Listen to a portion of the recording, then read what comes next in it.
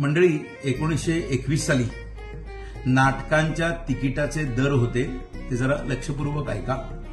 1921 साली 4 आणे, 8 आणे, 1 रुपया, 2 रुपये, 3 रुपये आणि 5 रुपये. त्याच वेळेला 1921 साली केशवराव भोसले आणि बालगंधर्व यांनी मानापमानाचा जो एकत्र प्रयोग केला त्याला त्यांनी संयुक्त मानापमान असं म्हटलं. त्या नाटकाच्या प्रयोगाचे तिकिटाचे दर होते लक्षपूर्वक ऐका 100 रुपये, 50 रुपये, 25 रुपये, 10 रुपये. म्हणजे एरवी नाटकाच्या तिकिटाचा दर होता, जास्त तिकिटाचा दर होता 5 रुपये.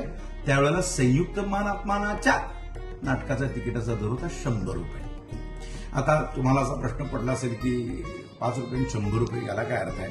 तर 1921 साली सोन्याचा दर होता 15 रुपये तोळा. 15 रुपये तोळा असं सोनं असताना संयुक्त मानापमानाच्या तिकिटाचा दर होता 100 रुपये.